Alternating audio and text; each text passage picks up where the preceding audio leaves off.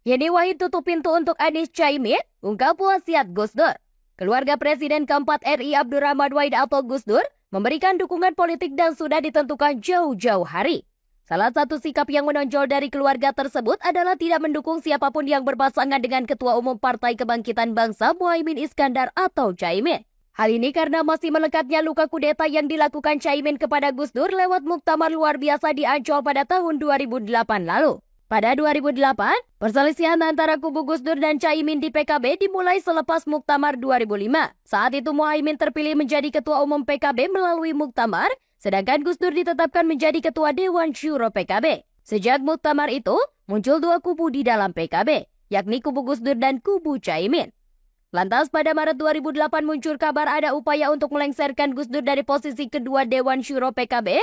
Puncak dualisme terjadi pada 2008 saat Caimin menggelar muktamar luar biasa di Ancol tahun 2008. Hasil keputusan itu melengsarkan Gus Dur dari posisi Ketua Dewan Syuro PKB dan kembali mengangkat Muhaimin sebagai Ketua PKB. Gus Dur mencoba menggelar muktamar luar biasa di Parung, Jawa Barat dan memilih Ali Maksur sebagai Ketua Umum PKB, sedangkan Sekjen PKB dipegang oleh Yeni Wahid. Kemudian pengadilan hingga tingkat kasasi memutuskan kepengurusan PKB yang sah adalah kepengurusan yang dibentuk dari muktamar yang digelar oleh Caimin. Luka itu kemudian membekas hingga kini yang menjadi standar sikap keluarga Gus Dur.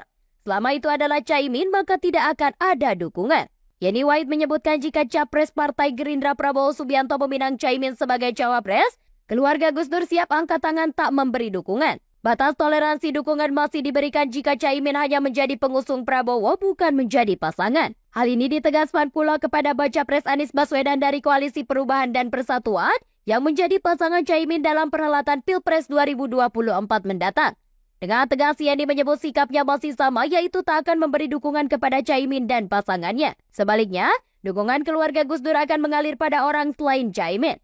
Yeni menyebut masih membangun komunikasi dengan dua sosok capres lainnya yaitu Ganjar Pranowo dan Prabowo Subianto. Dia bahkan menyebut dalam waktu dekat dan agenda pertemuan dengan Prabowo. Selain menjalankan komunikasi dengan Prabowo, Yeni juga menyebut menjalin komunikasi dengan Capres PDI Perjuangan Ganjar Pranowo. Karena kedua capres tersebut masih berpeluang mendapat dukungan dari keluarga Gus Dur saat ini. Yeni mengatakan penarikan dukungan kepada Caimin sudah pernah dilakukan pengikut Gus Dur saat kudeta PKB yang dilakukan Caimin.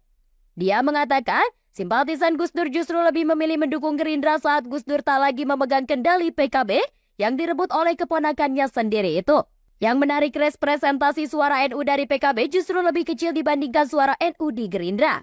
PKB Gus Dur mengalihkan suara untuk Gerindra, maka suara Gerindra naik di Jatim 2009, suara PKB Caimin turun 70%, kata Yeni. Putri Presiden keempat itu mengungkapkan ayahnya sempat berwasiat sebelum meninggal dunia supaya Caimin diganti dari kursi Ketua Umum PKB. Hal ini disampaikan Yeni ketika membantah pernyataan Caimin yang menjadi korban kudeta saat diberhentikan sebagai Ketua Umum PKB ketika terjadi gejolak internal PKB di Medio 2008 lalu. Ia menegaskan publik sudah dewasa ketika menyikapi klaim Caimin tersebut. Terlebih, masih banyak saksi yang menyaksikan dinamika politik kala itu masih hidup saat ini. Yeni membantah dirinya turut mengkudeta Caimin. Ia mengatakan kala itu bukan siapa-siapa, melainkan sekedar prajurit Gus Dur. Arah dukungan politik keluarga Gus Dur ini tentunya masih dinanti oleh publik. Apakah memutuskan memilih Prabowo Subianto atau Ganjar Pranowo?